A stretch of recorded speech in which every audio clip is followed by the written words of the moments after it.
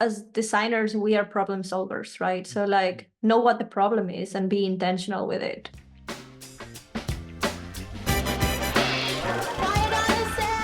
Hey, welcome to Diagonal's Media Podcast in Crowd, where we interview leaders of the film, TV, and media industry who are excelling at their craft. I'm your host, Desmond Du, a motion designer and creative technologist at Diagonal Media. Today, we have Roxy Velez, a executive creative director and art director at a studio called Vexquisit. It's a motion design studio. She's currently based in Berlin, Germany, and she's also an independent art director and creative director, brand strategist, project managers. The list goes on. And yeah, welcome, Roxy. Thank you. Thank you so much for having me, Desmond. So, Roxy, can you tell us about your professional history, about how you got into design animation? Okay, giant question. I guess design, I've always been into art, and it felt safer than studying art. And it felt Yeah. more fun. I visited a school open house and it was pretty straightforward. Okay, I like that kind of stuff and always been a visual person. And motion design, I was graduating from my graphic design bachelor. We had to do a thesis and I picked to do a motion design piece and I was obsessed and not sleeping. And then went to SCAD where we met, did the masters, and of course never slept again. Amazing. Yeah. Was there no motion design program from your home country? Yeah, I guess No, it's pretty rare. I think even in Singapore, when I was trying to learn motion graphics, motion design, there was not a lot of program. yeah, back then. I think right now there must be something in maybe the capital. I'm not sure if the where I live, I think there are some courses, but not really a program in the school, as far as I'm understanding. They have like these multimedia programs, but not really more than that. I see, I see. So what happened after you graduated? Like, where did you work that? And then how did it lead to you starting your own studio? I graduated and I took an internship in New York. Mm-hmm. I was at First Half Machine and I stayed freelancing there. My plan was to stay in New York, but a company in Germany reached out and said like, "Hey, we're looking for a motion designer full time," and I was not interested in full time at all. But I've always, since I was in SCAD, I had this habit of always interviewing just for the sake of practicing my interview skills. And I thought, I'm going to interview just to see how it is to interview for a German company because I've always wanted to go to Germany. Well, it all worked out. I started like going to the next level interviews. I was like, yeah, no, I don't think I want to go. But then I started looking into the country and I wanted to come to Germany, but it was in Berlin, so it was Düsseldorf. So I was like, yeah, I don't know if I want to go to Düsseldorf. But they made like they made their offer like we're gonna take care of all your paperwork. And it's not easy if I'm from Ecuador and I was on an OPT in the United States and I knew I had to get the visa later. And these guys were just offering me a visa for Germany Wow, and it's like Europe and I was like I that's think, amazing. oh, yeah, yeah. I mean, some people say like, don't take it in New York. You have like this speed growth, Uh-huh. um, and like crazy salaries and everything. But I was like, yeah, but the quality of life is actually pretty great. And I don't know, it was kind of like a gut feeling that I went, why I went and there I directly met my husband and I stayed at the company for 1 year. I saw that full time was not for me Uh-huh. and wanted to go back to freelancing and move to Berlin. And I was in Berlin freelancing, and then slowly from being in Berlin is that it developed into Vexquisit, into Wow. opening Vexquisit. Wow, that's amazing, like your whole life trajectory changed, right? Because of this company reaching out to you, wanting to kind of offer you everything, right? Relocation, visa, and I know like being in US, like as international, there's so many like things you have to navigate, right? Just to stay here and work. So, you got a very attractive offer. I'm very happy for you. No, it was great. And I don't know, the company was, they were so friendly, and it's also Europe, you can travel so easily everywhere. And I thought, okay, well, I can just go to Berlin later, and that's what I did, like the next year. So what happened after you moved to Berlin? Okay, so after I moved to Berlin, I thought I'd just continue the all the full speed I had in New York, but that speed you only get in New York. Mhm. And you think that um, you just continue, right? And it was a little bit naive because I had to kind of like restart from zero. And I didn't think that that would be the case. When I was in New York, I would say I went to SCAD, and people would be like, oh, great. Yeah, my friend went to SCAD, or like, oh, I know this guy we work with these guys from SCAD, and or I worked at First Staff, and people will just know. And here, and then I just said here these things, and they said like, what's that? Right, right. So when you say zero, it's kind of like your reputation, right? Like no one actually values like the credential that you have. It's like you are level one, and you rebuild it again. That must have been difficult. In the US, when people know you went to SCAD, they are like, oh, they know you went to a good school. Mm. They know you worked hard. I don't know. And yeah, your school is a school. Like it's not. It's like complete different. All the view is completely different. And I was at the mill once in New York, and I would mention like, yeah, I was at the mill, and that was the only thing that people could pick up, because there's the mill in London. Hmm. My connections wouldn't be references anymore. Mm. And I had already left Ecuador, right? So I already started from zero in the United States, and then I moved to Germany, and I had to start from zero again, basically, Oh 3 years my. later. Oops. And how did you manage? It's not difficult because for me, I kind of experienced this something similar where like, I'm back to level one because I went back to grad school. I mean, after I finished my undergraduate study, I work and then the pandemic happened and then I went back to grad school and I thought maybe that grad school would enhance my credential, but I think the fact is that you come out of school, people will see you as a recent graduate, right? See you as a student with no working experience. And at that point, I felt like, I'm back to level one again. It's like, what did I spend so much time in grad school for? So, but for you, like, you're in a different land, right? How do you begin to kind of start like rebuilding yourself, your career in Berlin, Germany? I started just going to events, animation events, and meeting people and saying I'm a freelancer. And I started emailing as many people as I could. I reached out people on LinkedIn. Looked up um, I looked up studios on Google, but it was terrible. The SEO that they do was quite bad because I could barely find any. I am sure right now it's a lot better, Hmm. but back then it wasn't. But I could find motion designers. So I just started friending them and looking in their LinkedIn to see where they work, to get the list of the studios. That's how I found the studios, and sent emails, and eventually got invitations, and eventually got booked. And it rolled slowly, and usually the bookings would be long. So Is there any like creative community, like notable creative community in say Berlin, Germany? For motion definitely, design. There is? yeah, yeah. There are some, and there are some people that are organizing it. There were some doing some screenings also. And there's also a women animation community that there. I don't know if you heard Panimation. Yes, yes. Yeah. So I took over to organize that also when I arrived to Berlin, because I saw there wasn't. So I started that.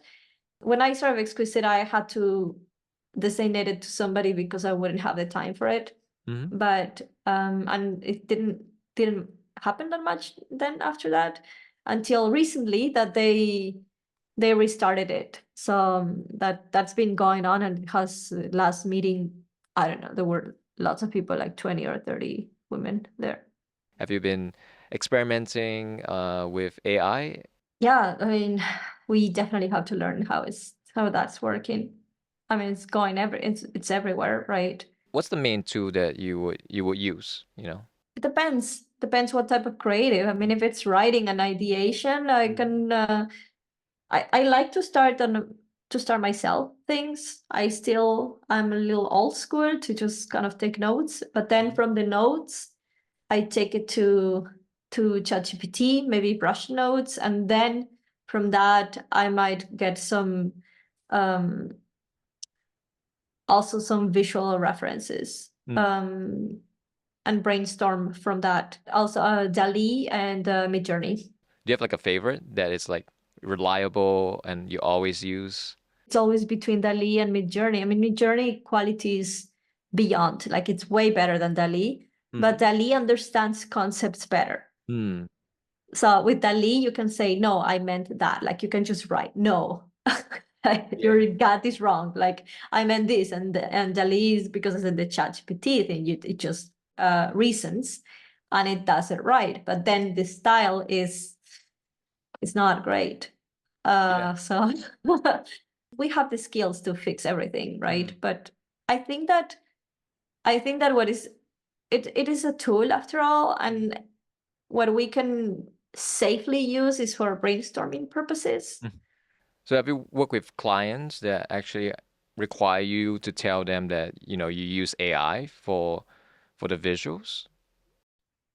I have been doing only personal stuff with AI Personal stuff? at the moment. Okay. Yeah. Right. Yeah, I've been playing with it. My cat is diabetic, so I joined this Facebook group, and they're like, "Oh, Roxy, I love how you tell stories, and please take over our Instagram page. You post only every 2 weeks." So it's like, okay, so then I use AI for that because I'm not gonna be doing manually anything. So that's fun to use something that would be like for selling something, but yeah, like a real case life. Otherwise, my personal website, lots of the graphics are AI as well.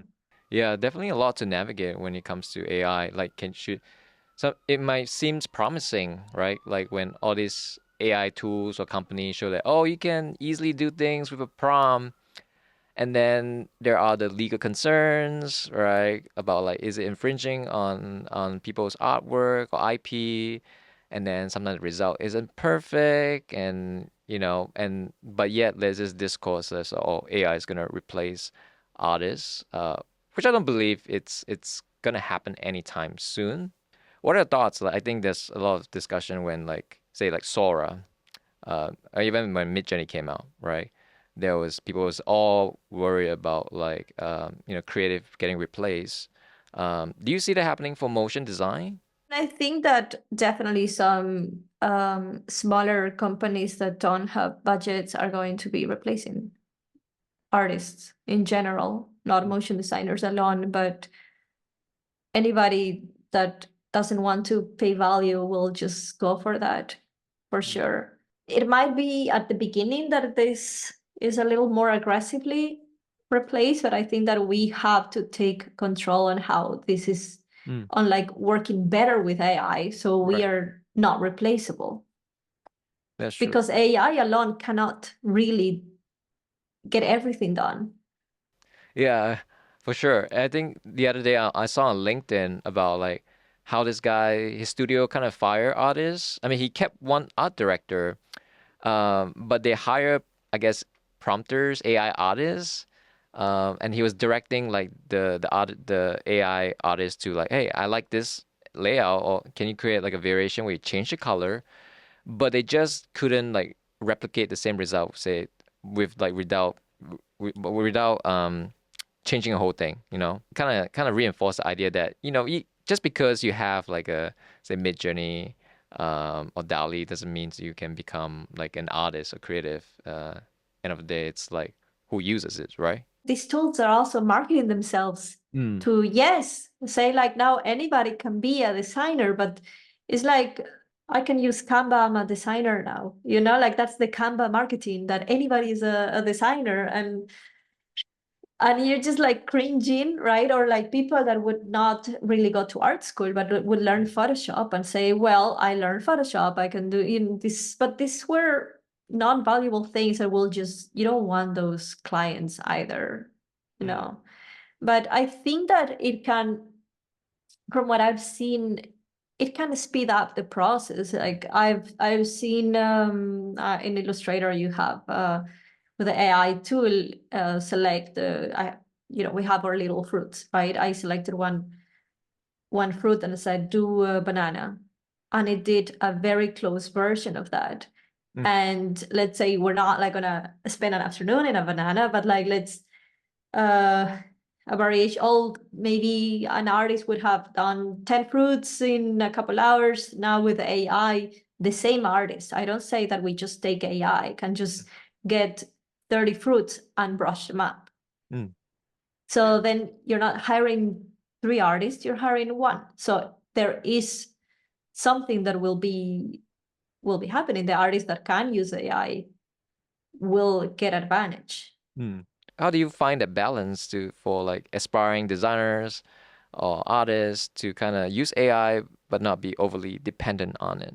As designers, we are problem solvers, right? So like know what the problem is and be intentional with it. Like knowing that and not get caught up on a visual graphic, right? Like does it address? So then as long as what you use AI as a tool and not let AI drive you, but you drive AI. And it happened before, even with tutorials online, that where people would just do so many tutorials that they wouldn't know how to do things on their own.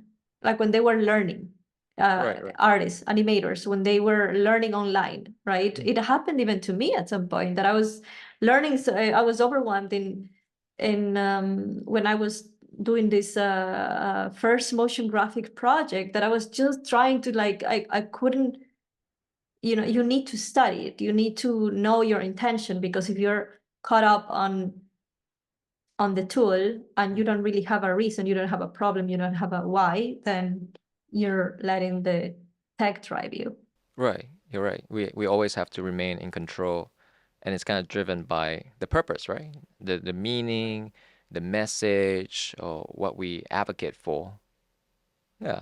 So I guess AI is more, it used correctly, it can help enhance someone's learning, someone's creative project or work, but used poorly, the software or the tool can control you. Yeah, you need to know the topic even. I've done some AI GPTs that are not like artsy work, and I had to feed all the information on it. Like I really think that if you were to just create the GPT and say, look online for this information, then you're not really doing it, right? But if you feed it PDFs with your own research, then you are doing your GPT.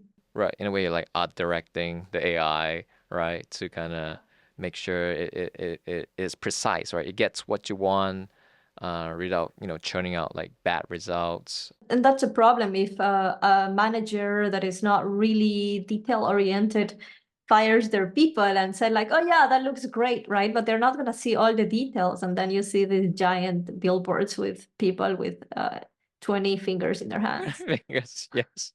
That's, that's funny. But it's pretty amazing now that, they kind of fixed the finger problem. Everything's Not really very, though. not really. I think 80% of the time, It's better. It's better. I've seen it's it. better. Like I've seen some better that I'm like, I have to look a little closer. Like it's not directly like, oh yeah, but like I have to pause and then I can spot something, right? But like for a quickly watch, yeah, it's good. Yeah, I guess it's very important now that we, really examine each image that we are that's handed to us as an asset, or maybe, even when used in, say, media, say in a magazine, maybe we need to start be careful about like, oh, is this like AI? Because I start to see people using, AI imagery or video for their marketing purpose. Sometimes it's pretty obvious, there's this like very perfectly rendered skin that's like shiny. Yeah. I think that it's gonna, yeah, it how can we not think that it will take over? Like, of course it's gonna take over. But my guess, there's gonna be the label of human made.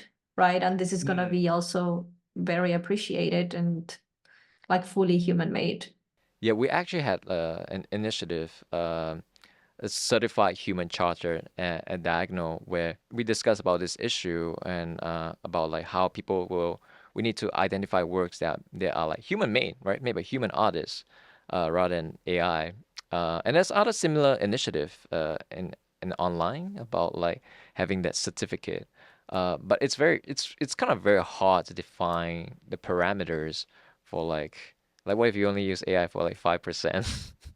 You know? I mean, we also use technology all the time. Like Yeah. there has been, it's not the first time that technology is cutting off people's jobs. It's like even the iPhone, you know, when it came out, like I was hearing from a friend saying like, yeah, photographers got fired, and now the journalists, they just took their iPhones and took pictures around. Mm.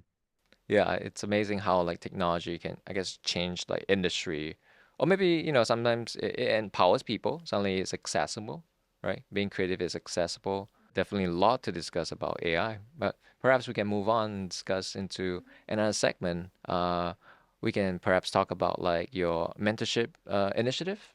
That goes on and off. I started mentoring when I was back at the SCAD as just a way to make memes, and I loved it because it was awesome to see the talented artists just get better and help them out. And then I got back into it as I had oh, I think School of Motion, and I've been TAing also on and off last year. And right now as well, it's just you taught, like, it's great to see people learn, and also there it's just so rewarding. Mm. A lot of my joy or purpose from like teaching comes from like seeing them like overcoming something, like they succeed. I was like, oh wow, that feels nice. Would you say it's the same for you? Yeah, definitely. It's a journey. And yeah, I mean, just hearing out what problems or obstacles the artists have on their career, and talking with them, and I feel like I'm always also learning from them. So there's I feel like I'm also growing with them. So that's part of it as well. Yeah, it's like a feedback process. Can you share about like how you mentor, say, interns? Client projects, when the timeline was safe.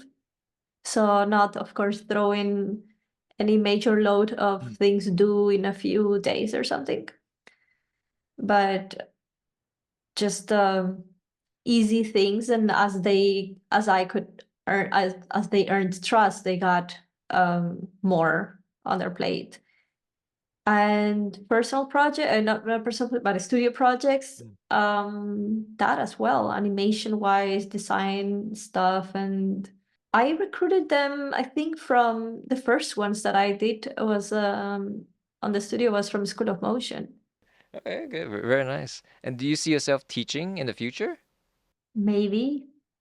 You Maybe. never know. I mean, I think that in the past years I've learned to say you never know. I learned to say never. That's a good attitude to have, you know? Be always open. Yeah, you never know. You never No, knew. seriously, like never say never. I never thought I would have a motion design studio. I never thought I would go vegan. And lately I've been working out boxing Mm. actually. And also I didn't like working out at all. And that's the thing. I never liked vegetables. I never like working out, and it's all like never say never, really. Next time you see me, maybe I'm filled with tattoos. I don't know. Well, I'm happy that you are, always so open-minded, growing. I think that's important as a creative, right? To always be, you got to be confident in your craft at the same time. Got to look for new inspiration, try new things, get out of your comfort zone. So, well, technology is what we use, but really don't get too caught up on the tech. Don't get caught up on the software, on the tools, but focus on problem solving and get good on writing as well, Mm. storytelling. How can our viewers kind of stay updated with, Vexquisit or you? I'm posting mostly on LinkedIn. Mhm. That's my most active channel, but definitely if anything major gets posted on Instagram. Although I feel like most of my contacts people that I know are on LinkedIn, but there's LinkedIn. this you gotta post it on Instagram. I don't know to make it real. Make it real. Yes, yes. If you don't post it on Instagram, it's not real. Instagram is more like public real, and LinkedIn is more like my network. For you, how would you say, how do you remain curious? How would you get out of your comfort zone to grow as a designer, as a creative, or a business owner? I mean, I feel like just look outside of your office, of your laptop, and or maybe on your phone, if you see some event that looks like something you would never do, go. Mm, right. Was there anything that you've seen this year that really inspire you? Well, actually, it was quite inspiring. Last week, I went to this Canva. I forgot the name of it. It was an event that was like co-creating in a Canva Hmm. with a group of strangers. I paid to paint in a room with a bunch of strangers, and we got a paper and there was a bunch of colors in front of us, and I would paint 5 minutes and somebody would come to my Canva for 1 minute, and then I would come back 3 minutes, and at the end everybody's Canva felt very personal. It was super interesting, and I'm still digesting it because it was yeah, it was crazy how like your identity is always shaped by the people around you in a way, and then that actually happened, but in an art form. So that was very interesting, and that was so, this type of event. I don't know if they host it often in Berlin, but it was just one of the, as an example, I say, if you see a funny event, just go for it. I guess it's a great analogy of like how we are influenced by our environment, the everything, right? It's not just learning a software. I feel like it can be like that when you're starting out. And I think in school, in college, professors always say like, don't just focus on a software, like life experience. That's what's gonna fuel your art and design skills. And also, since I mentioned before I got into boxing Mm. this past, it's been 9 months that I'm going. I just realized that, like seriously, I was if you saw me at a gym, it'll be for 3 days, and then it'll happen. Many years will happen in between that. What I find it very interesting, that I'm thinking linking to this creative journey is the way, like from the coaches that I get a lot of value, how inspiring they are, and I feel like I'm also trying to pick up this motivational Mm. energy to apply it on my mentoring journey. I might not tell people to go punch things. Go to the punching bag and get inspiration.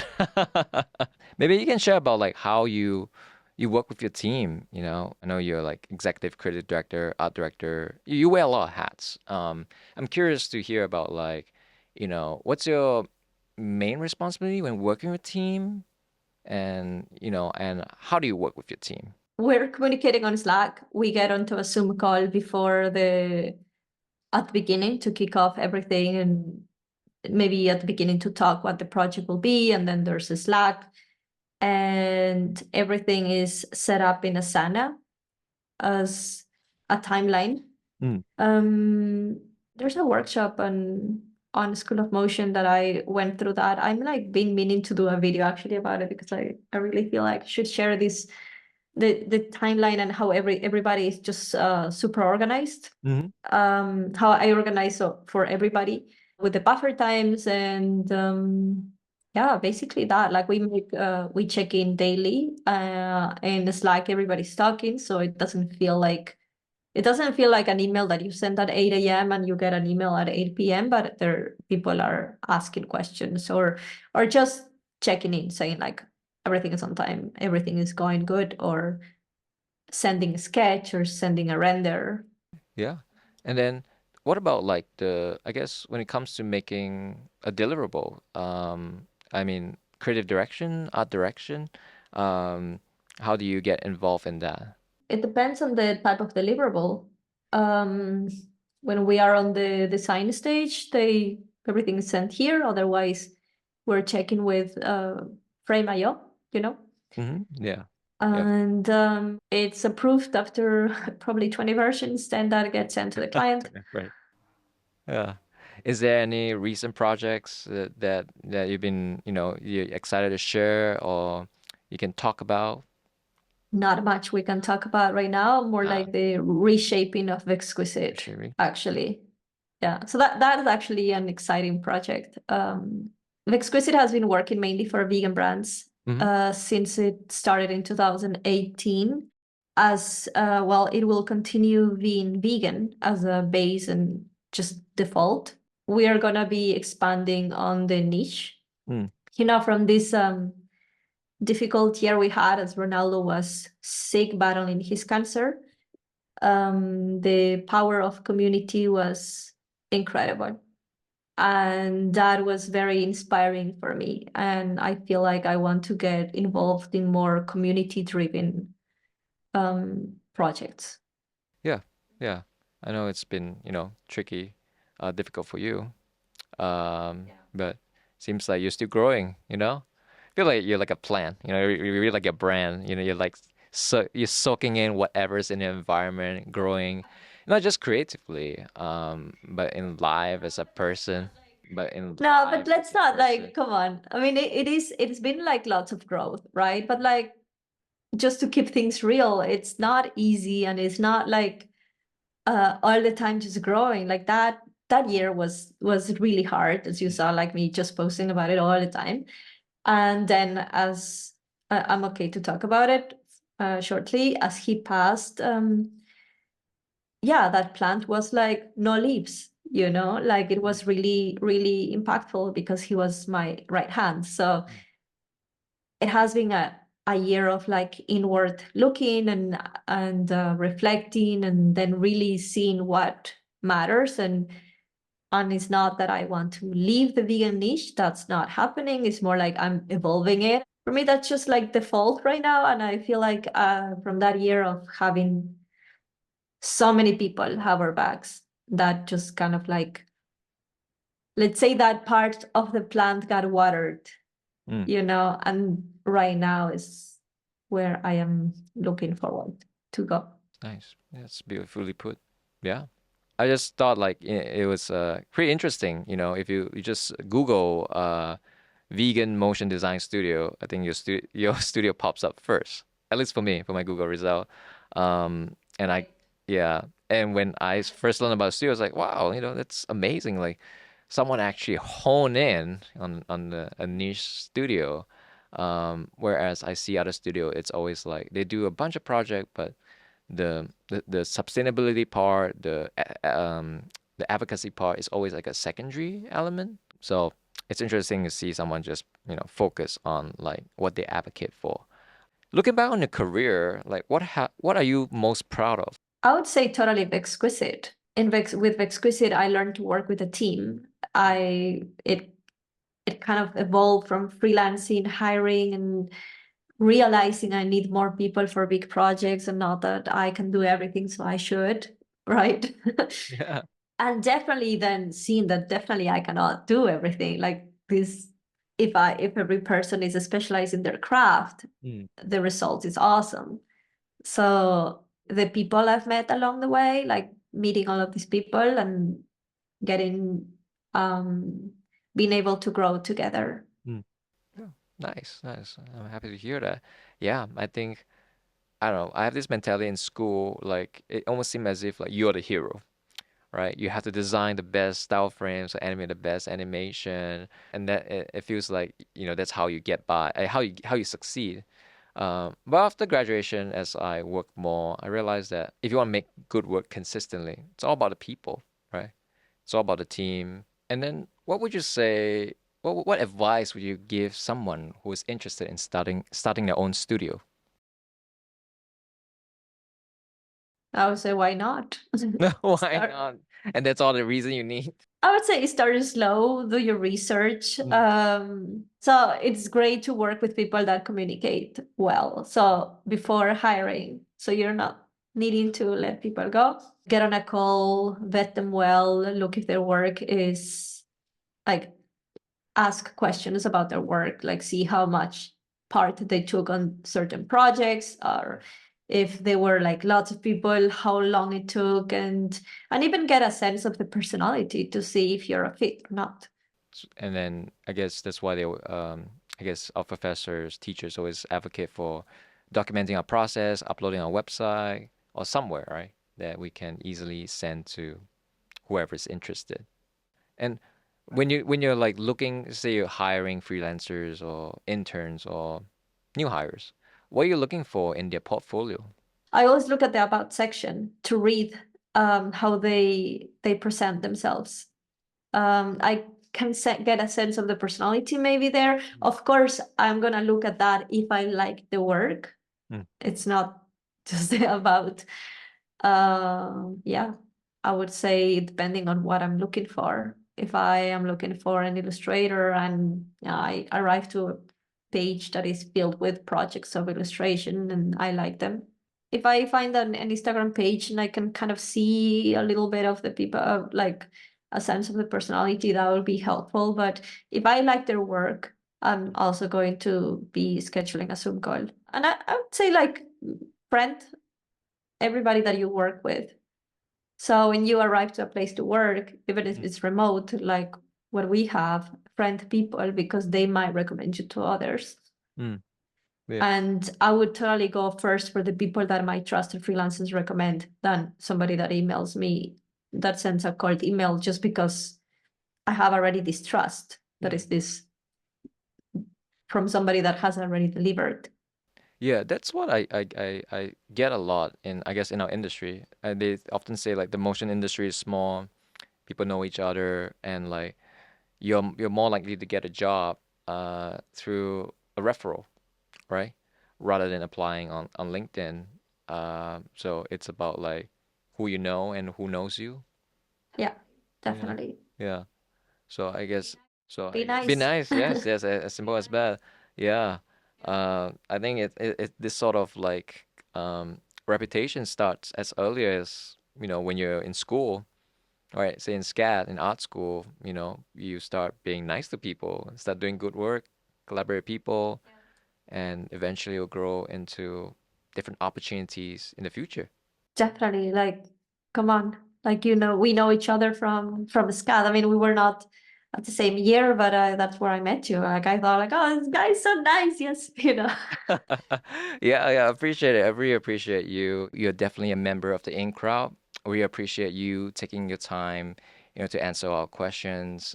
It's been fun, to see you again and kind of learn about your successes and all your professional journey has been very inspiring. So thank you again.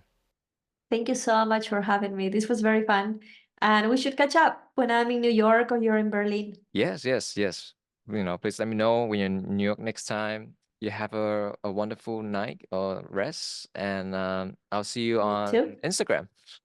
See you on Instagram. Thank you. Yeah. Goodbye.